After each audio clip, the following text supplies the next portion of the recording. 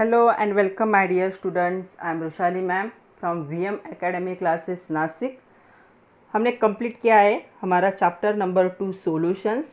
आज हम देखने वाले हैं प्रीवियस ईयर के जो क्वेश्चन है नीट या फिर एम्स में आए हुए या फिर AI PMT में आए हुए जो कि इम्पोर्टेंट क्वेश्चन होंगे चैप्टर 2 के। इसका आज पार्ट 1 है। तो जो प्रीवियस ईयर के क्वेश्चन होते हैं वो बहुत ज़्यादा क्वेश्चन है, एक लेक्चर में ख़त्म नहीं होंगे।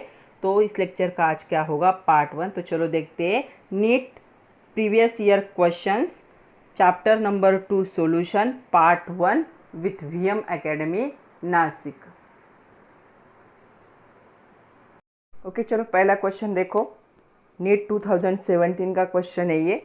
क्वेश्चन ऐसा है, if molality of the diluted solution double, अगर मोलैलिटी किसी डाइल्यूटेड सॉल्यूशन की आप डबल कर देते हो, the value of molar depression constant, जिसे KF कहा जाता है, विल बी। तो ये कांस्टेंट है, हमेशा याद रखना है कि आप वैल्यू जब चेंज करते हो तो कांस्टेंट पे कोई भी इफेक्ट नहीं होता, क्योंकि वो क्या होते हैं, प्रोपोर्शनलिटी कांस्टेंट लिए होते हैं, उन पे कोई भी फर्क नहीं पड़ता। तो यहाँ पे क्या है, ये जो KF है, ये KF क्या है, कांस्टेंट है। क्या फॉर्मूला था, delta TF is equal to KF into small m। Small m क्या था, मोलैलिटी। अगर मोलैलिटी इंक्रीज होती है तो डेल्टा TF भी इंक्रीज होगा, तो KF की वैल्यू हमेशा क्या होगी, कांस्टेंट। क्योंकि KF की वैल्यू क्या है, डेल्टा TF और ये जो मोलैलिटी है इसका रेशियो है, तो रेशियो हमेशा कांस्टेंट ही आएगा, तो ये कभी चेंज नहीं होगा।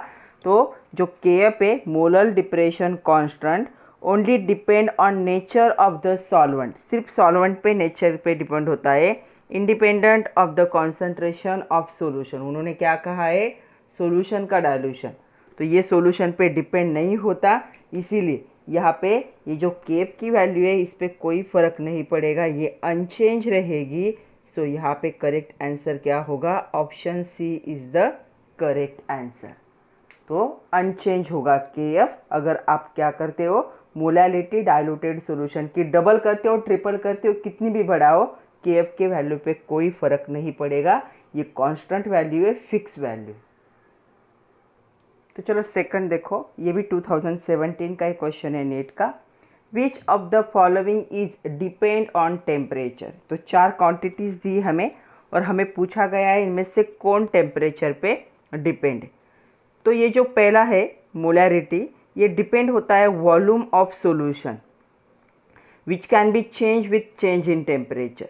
तो हमेशा याद रखना है, ये जो मोलैरिटी होता है, ये मोलैरिटी किस पे डिपेंड होता है, ये डिपेंड होता है वॉल्यूम ऑफ सॉल्यूशन।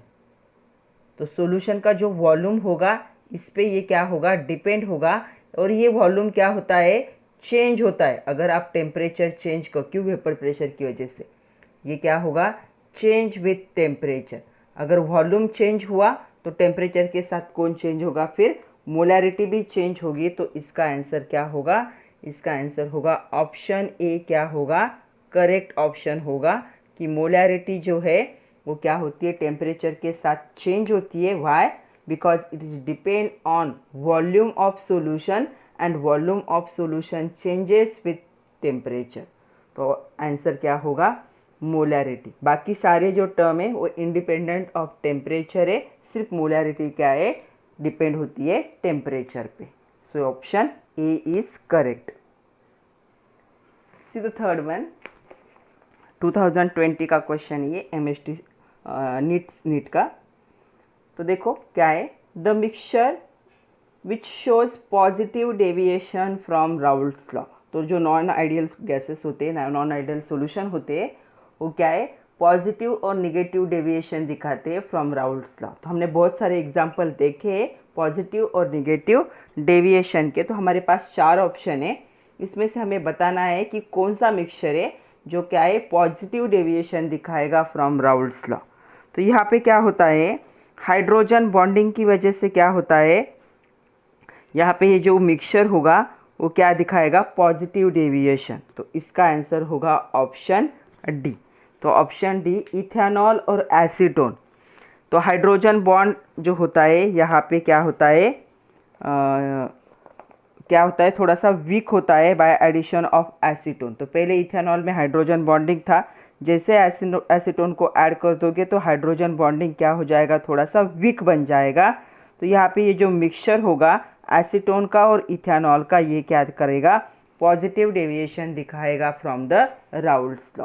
तो पहले इथेनॉल में हाइड्रोजन बॉन्डिंग था, जब वो प्योर था, जैसे आपने उसमें क्या है एसीटोन को ऐड कर दिया तो हाइड्रोजन बॉन्डिंग क्या हो गया, उसका थोड़ा सा वीक हो गया, और ये क्या दिखाएगा, पॉजिटिव डेविएशन।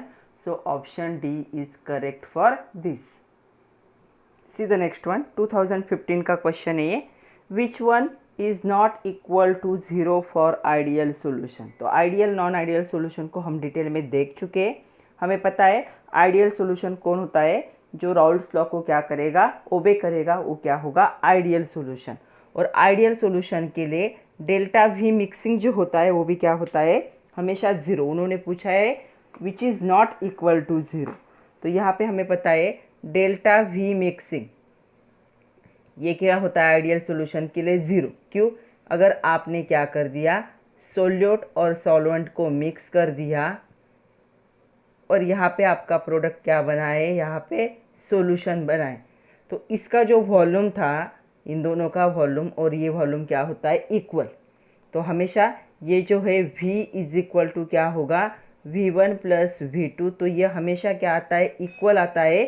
सो जो डेल्टा V होगा ये कभी भी 0 नहीं होता, तो ये कभी 0 नहीं हो सकता आइडियल सॉल्यूशन के लिए। तो ये ऑप्शन भी कट गया कि ये 0 नहीं होगा। डेल्टा P ऑब्जर्व माइनस क्या है, राउल्ट्स लॉ। तो यहाँ पे ऑब्जर्व मतलब जो आता है बाय द एक्सपेरिमेंट, और राउल्ट्स लॉ, इन दोनों का जो डिफरेंस होगा वो भी डेल्टा P होगा, ये भी आइडियल सॉल्यूशन के लिए करेक्ट है।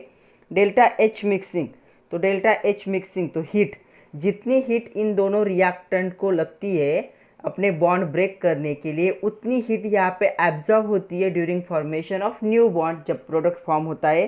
तो ये भी हमेशा क्या होता है, it is also not equal to 0।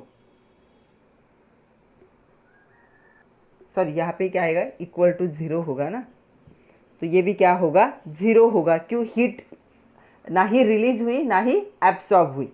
तो यहाँ पे देखो वॉल्यूम चेंज भी नहीं होता, इसलिए दोनों का वॉल्यूम, अगर यहाँ पे आपने 10 लिया था, यहाँ पे 10 लिया था, तो यहाँ पे 20 फॉर्म होगा, तो दोनों साइड सेम, मतलब ये क्या हो गया, 0। तो ये कट गया, ये भी क्या होगा, हमेशा 0 ही आएगा। ऑब्जर्व वैल्यू और राउल्ट्स लॉ की वैल्यू एग्जैक्टली सेम आएगी। ऑब्जर्व मतलब एक्सपेरिमेंट से कैलकुलेट की गई वैल्यू और राउल्ट्स लॉ से कैलकुलेट की गई वैल्यू दोनों सेम आएगी, तो डेल्टा P भी क्या बन जाएगा, यहाँ पे 0 बन जाएगा। डेल्टा H मिक्सिंग, तो यहाँ पे जितनी हीट इनके बॉन्ड ब्रेक करने में लगती है, उतनी हीट यहाँ पे क्या होती है, जब बॉन्ड बनते तब रिलीज होती है। तो दोनों की हीट क्या है, सेम है, इसीलिए डेल्टा H भी क्या होगा, 0 होगा फॉर आइडियल। तो यहाँ पे सिर्फ ए बचा है, डेल्टा S मिक्सिंग। तो S क्या होता है, S होता है एंट्रोपी। तो हमें जब थर्मोडायनामिक्स देखना है तब हमें देखना है कि एंट्रोपी क्या होता है। सो हम आपको याद रखना है फॉर आइडियल सॉल्यूशन, ये जो एंट्रोपी है it is not equal to 0, कभी भी 0 नहीं होता। Entropy will be always increase up mixing two component as disorder increases. तो क्या होता है, जब भी 2 या 2 से ज़्यादा कंपोनेंट का आप मिक्स कर देते हो, तो ये जो है एंट्रोपी चेंज, ये हमेशा क्या होता है, इंक्रीज होता है, ये कभी भी 0 नहीं हो सकता। सो आइडियल सॉल्यूशन के लिए कौन सा ऑप्शन करेक्ट होगा, option A is correct. Ideal solution के लिए बाकी सारे वैल्यू 0 होंगे, सिर्फ एंट्रोपिक चेंज क्या होगा, ये 0 से ज़्यादा होता है, it is not equal to 0। See the next question, 2012 का क्वेश्चन है ये। क्वेश्चन क्या है, अच्छे से देखो। PA and PB are the vapor pressure of pure liquid component A and B respectively of an ideal binary solution। Binary मतलब A और B का ही मिक्सचर होगा, उसका A और B का क्या है, मिक्सचर है, और वेपर प्रेशर A का होगा PA और B का होगा PE, दोनों को मिक्स कर दिया है। जीटा ए क्या है, यहाँ पे मोल फ्रैक्शन होगा ए कंपोनेंट का, तो हमें क्या करना है, यहाँ पे प्रेशर निकालना है। तो अकॉर्डिंग टू डाल्टन थ्योरी हमें पता है क्या है, जो प्रेशर होता है टोटल प्रेशर, ये क्या होगा, जो दोनों के वेपर प्रेशर होते हैं उनका क्या होता है यहाँ पे एडिशन। तो यहाँ पे जो पी नॉट ए होगा वो कितना होगा यहाँ पे, ये होगा P A into zeta A according to Raoult's law. And P naught B क्या होगा यहाँ पे, ये होगा P B into zeta B. तो यहाँ पे जो टोटल प्रेशर, उन्होंने टोटल प्रेशर ही पूछा है, टोटल प्रेशर क्या होगा, total pressure is equal to होता है P naught A plus P naught B की एडिशन। तो जो कंपोनेंट प्रेजेंट होते हैं उन सारे कंपोनेंट के वेपर प्रेशर की एडिशन ही क्या होता है, टोटल प्रेशर होता है। तो चलो ये जो वैल्यू है यहाँ पे पुट कर देते। तो यहाँ पे पी ए की वैल्यू आएगी पी नॉट ए की पी ए जीटा ए, और यहाँ पी नॉट बी की आएगी P B zeta B. Okay, अभी इसे हटा देते। हमें पता है जो मोल फ्रैक्शन होता है zeta A plus zeta B कितनी होती है, वैल्यू 1 होती है। मतलब हम क्या कर सकते हैं यहाँ पे, जीटा जो है बी को क्या लिख सकते हैं, 1 माइनस जीटा ए लिख सकते। तो चलो वो वैल्यू भी यहाँ पे पुट करते हैं इसके लिए। So P A zeta A plus P B 1 minus zeta A multiply कर लेते। P A zeta A plus P B minus क्या हो जाएगा यहाँ पे, पी बी जीटा ए। अभी इन दोनों में क्या है, जीटा ए कॉमन है, उसे बाहर निकाल लेते हैं। तो इस पी बी को मैं पहले लिख रही हूँ, पी बी क्या हो जाएगा प्लस इसमें से जीटा ए को बाहर निकल लिया, ब्रैकेट में कौन गया, P A minus P B. तो ये आपका total pressure.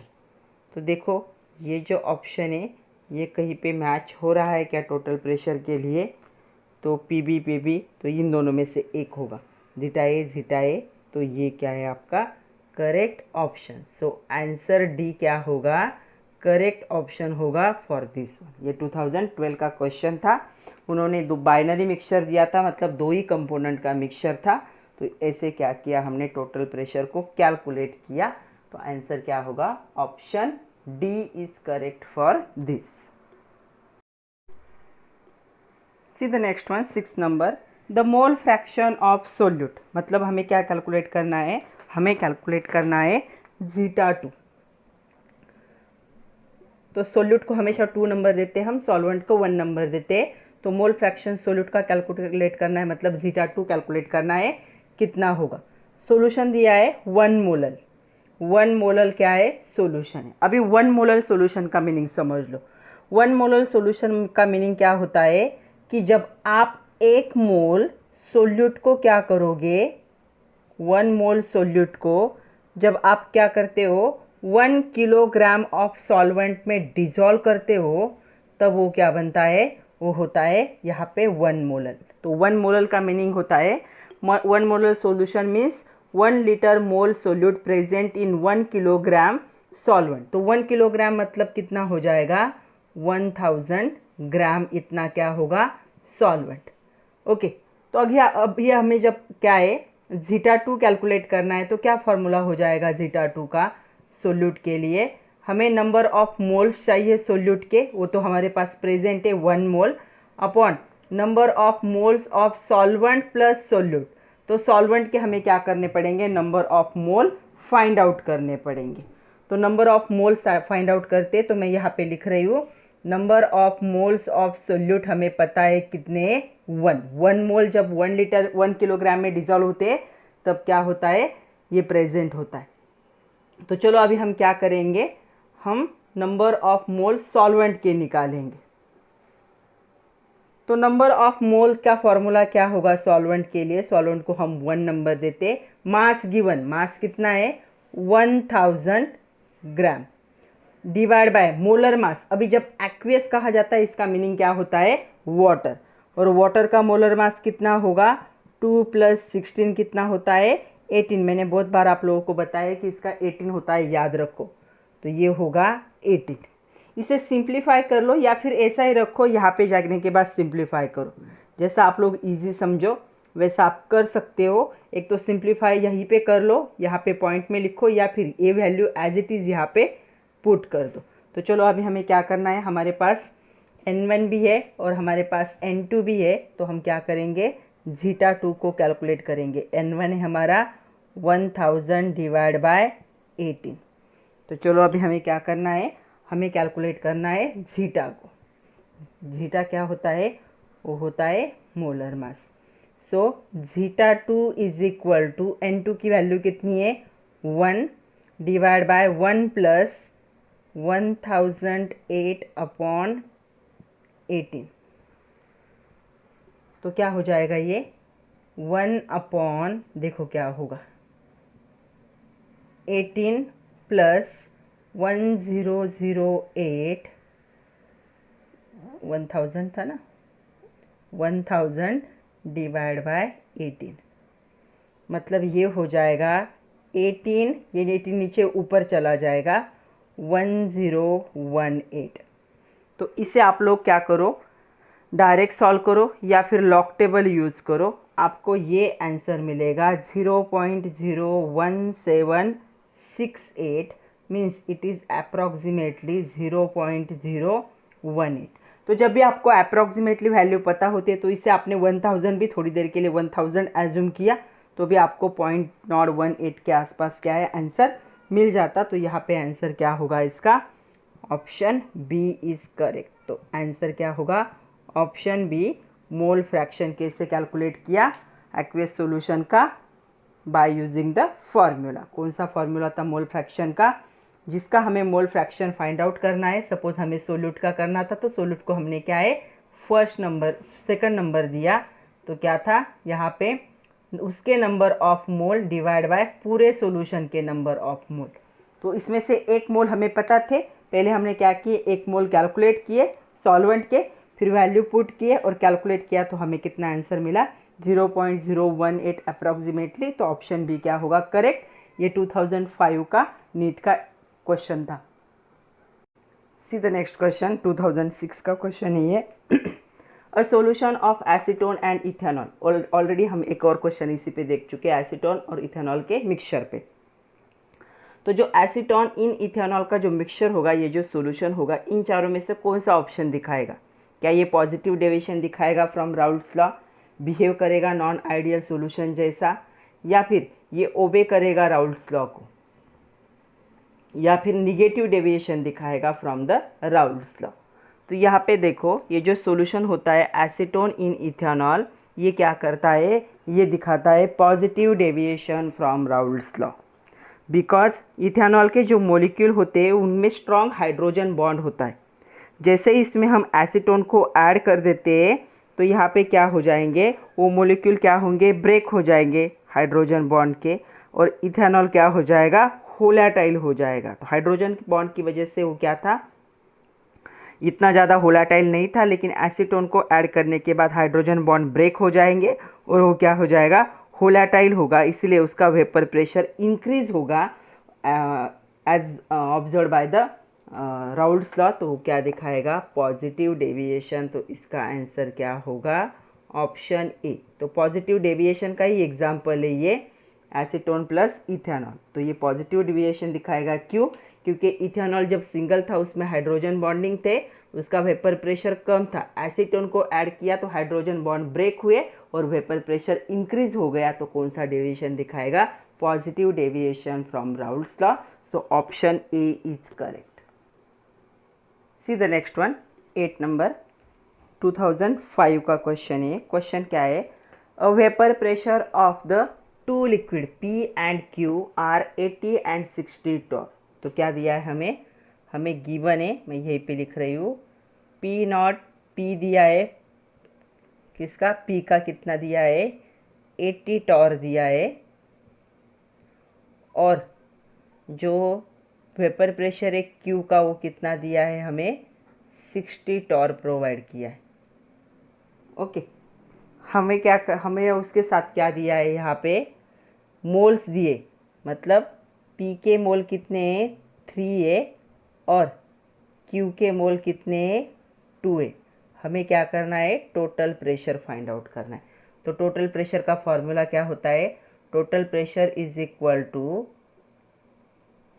Vapour pressure into zeta first का पी का, अभी पी दिया है पी और क्यू, तो इसलिए मैं वही यूज़ कर रही हूँ। तो zeta P plus P not Q zeta Q, तो हमारे पास ये वैल्यू है, हमें जीटा फाइंड आउट करना पड़ेगा। तो चलो जीटा फाइंड आउट करते हैं। जीटा क्या होता है, मोल फ्रैक्शन होता है, तो नंबर ऑफ मोल्स हमारे पास अवेलेबल। तो अगर हम क्यू के मोल फ्रैक्शन पहले पी के निकालते, पी के मोल फ्रैक्शन निकालेंगे तो क्या होंगे, number of mole of P upon number of mole of P plus number of mole of Q, ये होता है मोल फ्रैक्शन का फॉर्मूला। पी के मोल कितने दिए उन्होंने 3, और 3 + 2 मतलब क्या हो जाएंगे यहाँ पे 3/5। इसे मैं ऐसा रहने देती हूँ क्योंकि वापस हमें कैलकुलेशन करनी।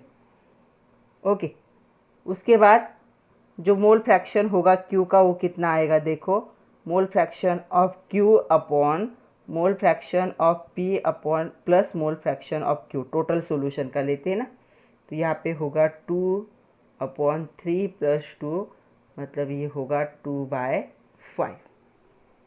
तो 3/5 एंड 2/5 ये वैल्यू हमें क्या करने पड़ेंगे, यहाँ पे ऐड करने पड़ेंगे। तो हमें क्या मिला है, जीटा पी मिला है 3/5 और जीटा क्यू मिला है 2/5। तो चलो वैल्यू पुट करते हैं, टोटल प्रेशर को कैलकुलेट करते। So total pressure is equal to, इसकी वैल्यू कितनी थी 80 इंटू ये वैल्यू कितनी है 3/5 प्लस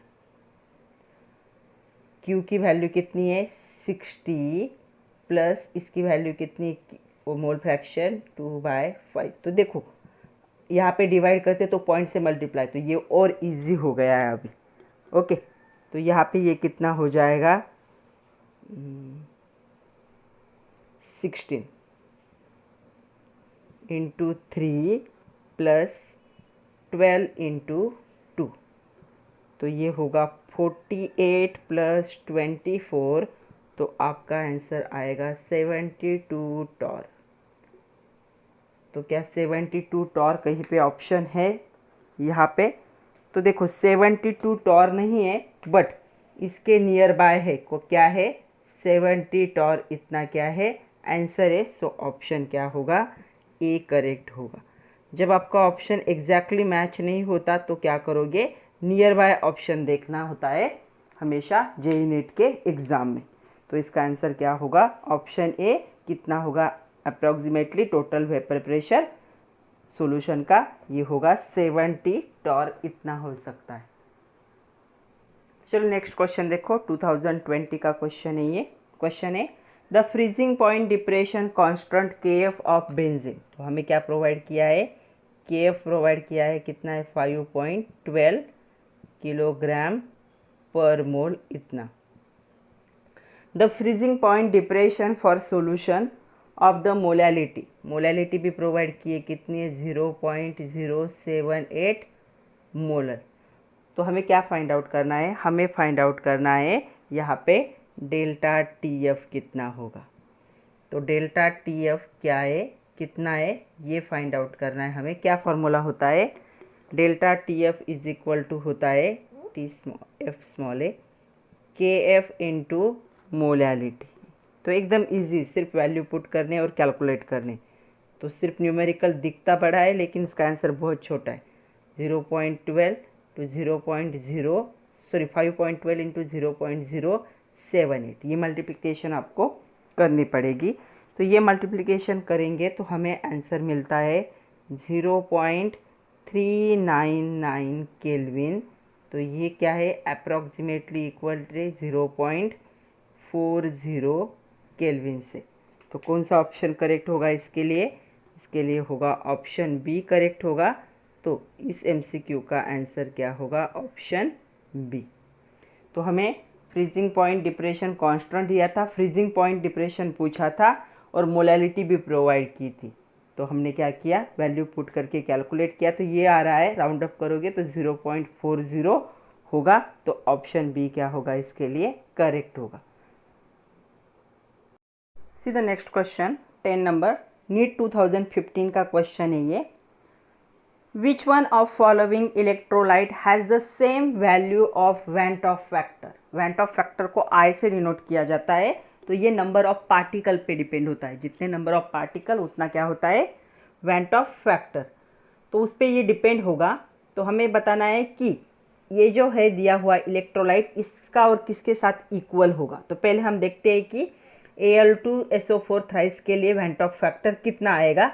उन्होंने बोला है कि 100% आयोनाइजेशन एज्यूम करना है। सो Al2SO4 थ्राइस इसका जब आयोनाइजेशन होगा तो twice of Al3 plus ion form होंगे प्लस 3SO4 2 माइनस आयन क्या होंगे, फॉर्म। तो I की वैल्यू कितनी आएगी, यहाँ पे I की वैल्यू होगी 5। तो इसके लिए I की वैल्यू कितनी होगी, 5 होगी। तो चलो हम देखते हैं अभी 5 वैल्यू जिसकी आएगी वो इसके साथ क्या होगा, मैच करेगा, सेम वैल्यू आएगी। तो Al2SO4 थ्राइस का डिसोसिएशन देख लो। तो इससे क्या आता है, I का वैल्यू। तो यहाँ पे 2 आयन, ये 3, टोटल कितने 5 आयन, नंबर ऑफ पार्टिकल 5। तो I की वैल्यू कितनी होगी, 5 होगी। तो हम देखते हैं अभी इसका किसके साथ मैच होगा। तो हम इन सब का क्या करेंगे, डिसोसिएशन लिख लेते हैं। तो K3FeCN6 का डिसोसिएशन मैं यहीं पे लिख रही हूँ। तो ये हो जाएगा 3K प्लस आयन, उसके बाद प्लस FeCN6 3 माइनस। तो क्या हो जाएगा, देखो 3 + 1 इसका कितना होगा, 4 होगा। हमें 5 चाहिए। इसका डिसोसिएशन कैसे होगा, Al3 plus ion plus 2NO3 minus ion. तो ये बैलेंस भी नहीं हो रहा है। 1 + 2 कितना होगा, I की वैल्यू 3। इसका डिसोसिएशन देखो 4K। सो 4K plus ion plus FeCN6 4 minus. 4 plus ion separate हुए तो 4 माइनस। तो 4 + 1 कितने हो जाएंगे, इसके I की वैल्यू 5 होंगी। और K2SO4 का होगा 2K प्लस SO4 2 माइनस। तो यहाँ पे होगा 2 + 1 कितनी वैल्यू होगी, 3। तो देखो आप लोगों को दिख रहा होगा कि इसकी वैल्यू 5 आई थी, इसमें से किसकी वैल्यू 5 आ रही है, I की वैल्यू C की। तो इस क्वेश्चन का कौन सा ऑप्शन करेक्ट होगा, ऑप्शन C करेक्ट होगा। ये इलेक्ट्रोलाइट ऑन 100% डिसोसिएशन जो वेंट ऑफ फैक्टर की वैल्यू Al2SO4 थ्राइस की जैसी किसकी आएगी, K3FeCN6 की आएगी। सो ऑप्शन C क्या होगा, करेक्ट होगा। सी द नेक्स्ट वन 2014 का ही क्वेश्चन है ये। द फॉलोइंग सब सोल्यूशन का कॉन्सेंट्रेशन दिया है 0.10 मोलर, एक्वेस सोल्यूशन है। One which exhibit the largest freezing point depression. इनमें से फ्रीजिंग पॉइंट डिप्रेशन किसका हायर होगा, ऐसा क्वेश्चन है। तो फ्रीजिंग पॉइंट डिप्रेशन भी किस पे डिपेंड होगा, ये भी डिपेंड होगा नंबर ऑफ पार्टिकल पे। कितने पार्टिकल्स क्या है उसमें प्रेजेंट है, जिसके पास ज़्यादा नंबर ऑफ पार्टिकल प्रेजेंट होंगे उसका क्या होगा, फ्रीजिंग पॉइंट डिप्रेशन क्या होगा, लार्जेस्ट होगा। क्यों, क्योंकि फ्रीजिंग पॉइंट डिप्रेशन क्या है, कॉलिगेटिव प्रॉपर्टी। और कॉलिगेटिव प्रॉपर्टी क्या होते हैं, डायरेक्टली प्रोपोर्शनल होते हैं नंबर ऑफ पार्टिकल से। जितने नंबर ऑफ पार्टिकल ज़्यादा उतने कॉलिगेटिव प्रॉपर्टी भी क्या होते हैं, ज़्यादा होते। तो यहाँ पे हम देखेंगे कि किसके पास नंबर ऑफ पार्टिकल ज़्यादा होंगे, जिसके पास नंबर ऑफ पार्टिकल ज़्यादा होंगे उसका क्या होगा, ये फ्रीजिंग पॉइंट डिप्रेशन भी हायर होगा। तो हम हर एक का डिसोसिएशन देखते हैं। इसका डिसोसिएशन होगा K plus Cl minus, number of particle होंगे 1 + 1 2, ये भी 1 है ये भी 1 है, सो 2। इसका कोई डिसोसिएशन ही नहीं होता है क्योंकि ये क्या है, नॉन वोलेटाइल C6H12O6, ये ग्लूकोज है। तो इसके कितने नंबर ऑफ पार्टिकल होंगे, 1। इसका देखो Al2SO4 थ्राइस का 2Al3 plus ion plus 3SO4 2 minus ion. तो नंबर ऑफ पार्टिकल कितने हो जाएंगे, 5 पार्टिकल होंगे, 2 + 3। और अगर K2SO4 का देखोगे तो 2K plus ion plus SO4 2 minus ion, तो कितने होंगे 2 + 1 3। तो यहाँ पे नंबर ऑफ पार्टिकल जिसके ज़्यादा होंगे उसका फ्रीजिंग पॉइंट डिप्रेशन भी ज़्यादा आएगा। सो इस क्वेश्चन का आंसर क्या होगा, ऑप्शन डी सी क्या होगा, करेक्ट होगा। So option C is correct option. तो यहाँ पे जो Al2SO4 थ्राइस है contain maximum number of particle, hence will have the largest value of freezing point depression, so option C is correct. See the next one, 2011 का question है ये। Question क्या है अच्छे से देखो, बड़ा क्वेश्चन है। The freezing point depression constant for water, तो फ्रीजिंग पॉइंट डिप्रेशन कांस्टेंट क्या होता है, KF होता है। कितना दिया है, -1.86 डिग्री सेल्सियस। तो मैं जो फॉर्मूला है जो आगे है वो नहीं लिख रहे हो। उसके बाद दिया है 5 ग्राम ऑफ Na2SO4। तो यहाँ पे सोल्यूट का मास दिया है, कितना है सोल्यूट का मास, सोल्यूट का मास है 5 ग्राम। ओके, यहाँ पे सॉल्वेंट का भी मास दिया है, कितना है सॉल्वेंट का मास, सॉल्वेंट का मास है 45 ग्राम। ओके, हमें क्या है फ्रीजिंग पॉइंट चेंज भी बताया है। फ्रीजिंग पॉइंट चेंज क्या होता है, डेल्टा TF होता है। तो यहाँ पे हमें डेल्टा TF भी बताया है, कितना बताया डेल्टा TF चेंज दिया है, डायरेक्ट चेंज का है तो माइनस करने की ज़रूरत नहीं है। तो यहाँ पे किससे मतलब 0 से माइनस करने की ज़रूरत नहीं है, डायरेक्ट यूज़ करना है। ये भी हमें बताया है। हमें क्या फाइंड आउट करना है, हमें I फाइंड आउट करना है फॉर Na2SO4। फॉर्मूला क्या है हमारे पास, फॉर्मूला है delta TF is equal to IKF molality. तो देखो डेल्टा TF है हमारे पास, KF है हमारे पास, हमें मोलैलिटी कैलकुलेट करनी पड़ेगी। मोलैलिटी किसके लिए, Na2SO4। तो मोलैलिटी का फॉर्मूला होता है नंबर ऑफ मोल्स, जिसका हमें मोलैलिटी फाइंड आउट करनी। तो नंबर ऑफ मोल्स हमें लगेंगे Na2SO4 के डिवाइड बाय हमें क्या लगेगा, यहाँ पे जो मास ऑफ सॉल्वेंट है वो लगेगा इन किलोग्राम। तो मास ऑफ सॉल्वेंट किलोग्राम। तो सेकंड नंबर का जो वीडियो है कॉन्सेंट्रेशन टर्म का वो बहुत इंपॉर्टेंट था इसीलिए, तो किलोग्राम में। तो ये ग्राम में प्रोवाइड किया है तो किलोग्राम में कर सकते हैं हम। तो क्या करना पड़ेगा, 45 डिवाइड बाय 1000। तो ये कितना हो जाएगा 0.045 kg। 1000 से इसे डिवाइड कर दोगे तो ये नीचे का मिला है, हमें नंबर ऑफ मोल निकालने पड़ेंगे किसके लिए, Na2SO4। तो नंबर ऑफ मोल का फॉर्मूला क्या होता है, नंबर ऑफ मोल का फॉर्मूला होता है mass given divide by molar मास। उन्होंने मोलर मास भी नहीं दिया, हमें मोलर मास भी कैलकुलेट करना पड़ेगा Na2SO4 के लिए। तो मास दिया है उन्होंने, कितना है मास 5, मोलर मास हमें कैलकुलेट करना पड़ेगा। तो देखो Na2SO4 का मोलर मास कैसे कैलकुलेट करोगे, Na का होता है 23 × 2 प्लस 32 होता है सल्फर का 4 × क्या होगा 16 होगा ऑक्सीजन का। तो इसे जब सिंप्लीफाई करोगे तो ये कितना होगा 23 46 प्लस 32 प्लस 64, तो ये हो जाएगा 142 ग्राम पर मोल। तो यहाँ पे आएगा 142 ग्राम पर मोल। इस 45 को हम ऐसे भी लिख सकते, 45 डिवाइड बाय 1000, तो वो क्या होगा किलोग्राम में कन्वर्ट हो जाएगा। पॉइंट में मत लिखो क्योंकि वापस हमें क्या करने पड़ेंगे कैलकुलेशन। तो चलो नंबर ऑफ मोल हमें यहाँ पे मिले, मैं नंबर ऑफ मोल का नाम निकाल रही हूँ, वहाँ पे मैं पुट करूँगी 5 divide by 142 and mass in kilogram हमें मिला है 45 डिवाइड बाय 1000। तो ये एक्चुअल क्या हो जाएगा, ये एक्चुअल होगा 5 × 1000, ये 1000 नीचे चला ऊपर चला जाएगा 142 × 45। मैं इसे भी सिंप्लीफाई नहीं कर रही हूँ, डायरेक्ट यहाँ पे यूज़ करेंगे आप। तो ये आपको क्या मिला है, ये मिला है आपको मोलैलिटी की वैल्यू।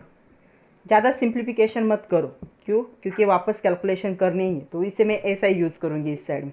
तो हमें I चाहिए, तो I के लिए फॉर्मूला क्या हो जाएगा, I के लिए फॉर्मूला हो जाएगा I is equal to delta T F upon क्या होगा, के एफ इंटू एम हो जाएगा। तो चलो डेल्टा टी एफ कितना है आपका, -3.86 डिवाइड बाय के एफ कितना है आपका, -1.86, माइनस माइनस साइन हट जाएगा, 5 इंटू 1000 डिवाइड बाय 142 इंटू 45, ये नीचे ऊपर चला जाएगा। सो 3.86 इंटू 142 इंटू 45, आप हर जगह पे कैलकुलेशन कंप्लीट करके भी कर सकते हो, कोई प्रॉब्लम नहीं है। 5 इंटू 1000, तो देखो इसे अगर सिंप्लीफाई करोगे तो आपको क्या मिलेगा, आपको मिलेगा I मिलेगा, that is the went Hoff factor for the Na2SO4। तो यहाँ पे इसे सिंप्लीफाई कर दो, तो सिंप्लीफाई करोगे तो आपको ये आंसर मिलेगा 2.63। तो ये आपको मिलेगा 2.65 मिलता है एक्चुअल में। ये किसके अप्रॉक्सीमेट होगा, 2.63 के अप्रॉक्सीमेटली होगा, जो कि हमारा कौन सा ऑप्शन है, वो है हमारा ऑप्शन बी। तो इस क्वेश्चन का आंसर क्या था, ऑप्शन बी था। तो यहाँ पे हमें आई फाइंड आउट करना था, तो आई के लिए हमारे पास ये फॉर्मूला था, हमें मोलैलिटी फाइंड आउट करनी थी। तो मोलैलिटी के लिए हमें नंबर ऑफ मोल चाहिए थे, नंबर ऑफ मोल के लिए हमें Na2SO4 का क्या चाहिए था, मोलर मास। तो हम मोलर मास कैलकुलेट करना है, फिर नंबर ऑफ मोल कैलकुलेट करने हैं, फिर m कैलकुलेट करना है, और m कैलकुलेट करने के बाद वैल्यू पुट करके क्या करोगे, ऐसे कैलकुलेशन। मैंने क्या किया, हर जगह पे सिर्फ वैल्यू लिखे और एज इट इज़ यूज़ किया। आप लोग कैलकुलेट भी कर सकते हो, मतलब आप ये सिंप्लीफाई करके जो m की वैल्यू आएगी वो यहाँ पे डायरेक्ट ले सकते हो, आपको जो ईजी लगे उस वे से कर सकते हो। तो आंसर होगा 2.63, that is the option B is correct. See the next one, 2011 का क्वेश्चन है ये। क्वेश्चन है 200 ml of an aqueous solution of protein content 1.26 gram. तो प्रोटीन कितना प्रेजेंट है 200 ml में, 1.26। Osmotic pressure of this solution will be at 300 kelvin is found to be. तो osmotic pressure भी दिया है इतना। हमें क्या करना है, उस प्रोटीन का मोलर मास फाइंड आउट करना है, और आर की वैल्यू भी हमें प्रोवाइड की। तो क्या फॉर्मूला होता है, तो मैं यहाँ पे ऐसे ये बना लेती हूँ। तो फॉर्मूला क्या होता है, फॉर्मूला होता है pi is equal to CRT। Pi osmotic pressure, C concentration, R gas constant, T temperature. But C क्या होता है, C होता है number of mole upon volume. तो क्या हो जाएगा, pi is equal to NVRT, right.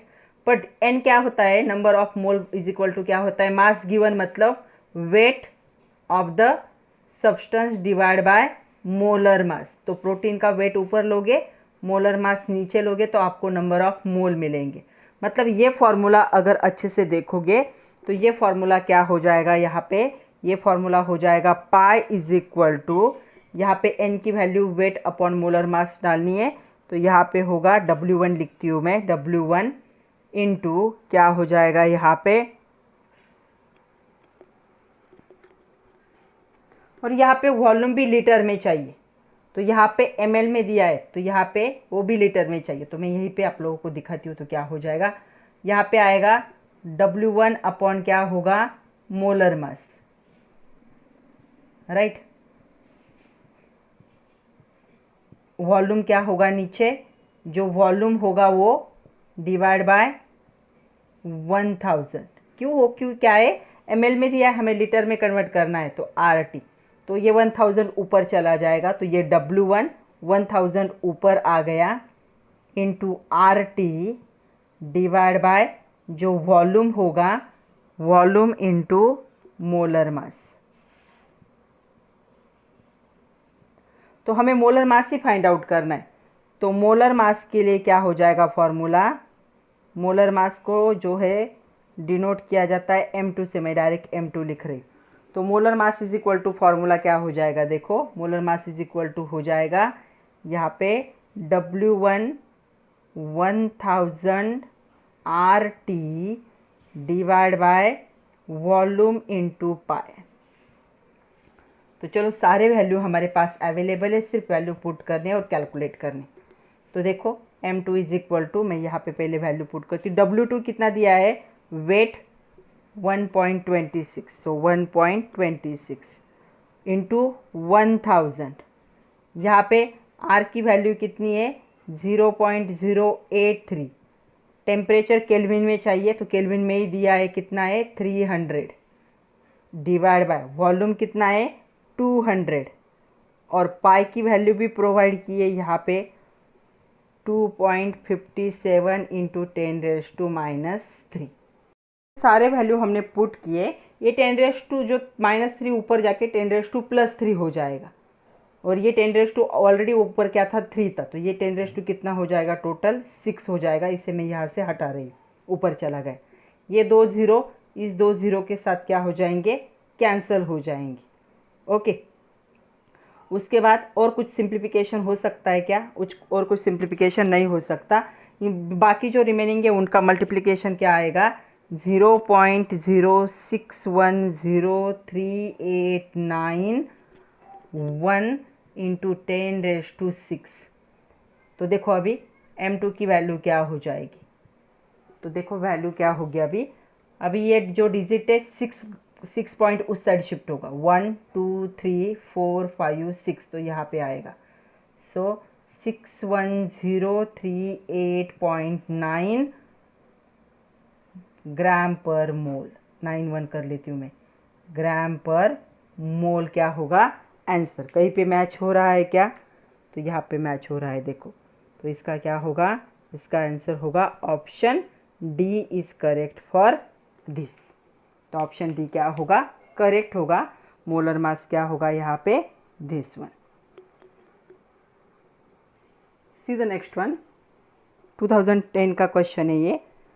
A solution of sucrose, molecular mass भी दिया है, मोलर मास सुक्रोज का 342 has been prepared by dissolving 68.5 gram of sucrose in 1000 gram of water. The freezing point of the solution obtained will be, और केप भी provide किया है। तो हमारे पास क्या है, हमारे पास यहाँ पे जो दिया है वो देख लेते हैं पहले। तो हमें यहाँ पे KF प्रोवाइड किया है, कितना दिया है, ब्रैकेट में देखो 1.86 दिया है। उसके बाद हमें W1 दिया है सॉल्वेंट का, कितना है 1000 ग्राम। W2 दिया है जो कि सोल्यूट का होता है, वो कितना दिया है 68.5 ग्राम। M2 प्रोवाइड किया है, ये होता है मोलर मास ऑफ सोल्यूट, कितना है 342 ग्राम पर मोल। और यहाँ पे हमें क्या फाइंड आउट करना है, हमें TF फाइंड आउट करना है। तो TF का फॉर्मूला क्या होता है, TF इज इक्वल टू होता है T0F माइनस डेल्टा TF। तो वाटर के लिए T0F 0 डिग्री सेल्सियस होता है, ये तो होगा 0, हमें इसे फाइंड आउट करना है। तो क्या फार्मूला होगा डेल्टा TF का, तो डेल्टा TF का फार्मूला होता है यहाँ पे 1000 KF W2 upon M2 W1, सारे वैल्यू है तो डेल्टा TF को हम कैलकुलेट करते। सो 1000 इंटू KF है 1.86, W2 है 68.5 डिवाइड बाय M2 है 342 और W1 है 1000। तो देखो ये 1000 इस 1000 के साथ कट जाएगा तो और इजी हो गया। तो यहाँ पे डेल्टा TF हमें मिलेगा, इन दोनों की मल्टीप्लिकेशन करो, इससे उसे डिवाइड कर दोगे तो ये मिलेगा 0.372 डिग्री सेल्सियस, इतना मिला। ओके, बट हमें TF कैलकुलेट करना है, तो ये वैल्यू यहाँ पे पुट करो, माइनस 0.372 डिग्री सेल्सियस।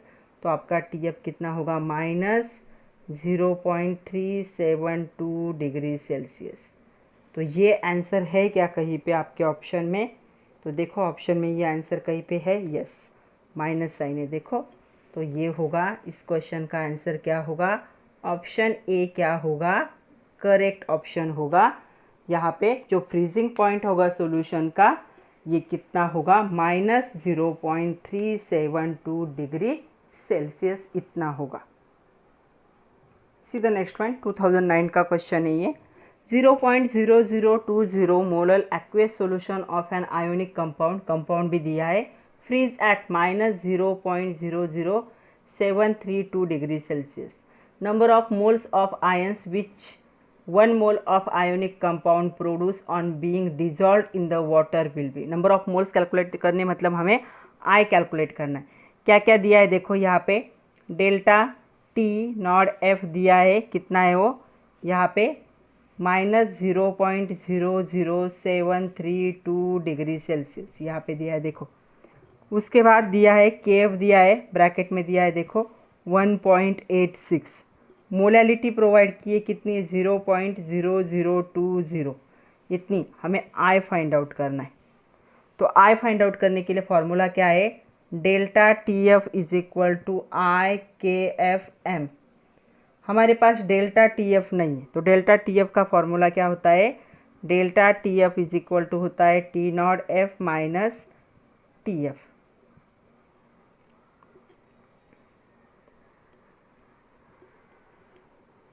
तो ये हमें टी एफ ही दिया है, हमें यहाँ पे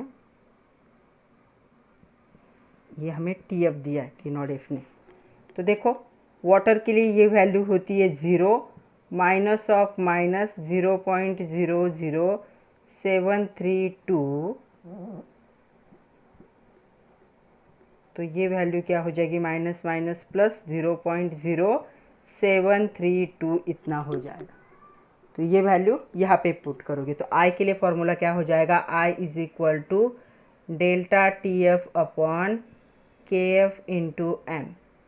तो डेल्टा टी एफ की वैल्यू कितनी आई, 0.00732, के एफ है आपका 1.86 और 0.0020 मोलर।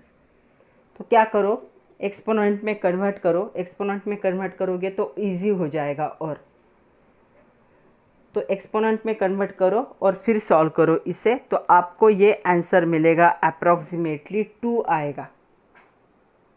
तो ये आपका आंसर आता है 1.9677, जो अप्रॉक्सीमेटली क्या होगा, 2 होगा। तो आई की वैल्यू मतलब number of mole, number of particle कितने होंगे, 2 होंगे। तो यहाँ पे कौन सा ऑप्शन करेक्ट होगा, यहाँ पे ऑप्शन होगा डी ऑप्शन करेक्ट होगा। अभी यहाँ पे मैं सब आप लोगों को सिर्फ क्या है कि कौन से वे से सॉल्व करना है वो बता सकती हूँ। कैलकुलेशन कैसे करनी है ये आप लोगों को खुद को करना पड़ेगा। क्या करो, इसे भी एक्सपोनेंट में कन्वर्ट करो, इसे भी एक्सपोनेंट में कन्वर्ट करो, एक्सपोनेंट कैंसिल हो जाएंगे और इजी हो जाएगा आपको। तो आंसर होगा 2, सो ऑप्शन डी इज करेक्ट। तो आज के लिए इतना ही था। 15 हमने देखे अभी तक जो प्रीवियस ईयर में आए थे नीट या एम्स के या फिर AIPMT के क्वेश्चन। तो मे भी हो सकता है इसका मैं सेकंड पार्ट बनाऊँ जिसमें और हम 15 या 20 क्या है क्वेश्चन को डिस्कस करें।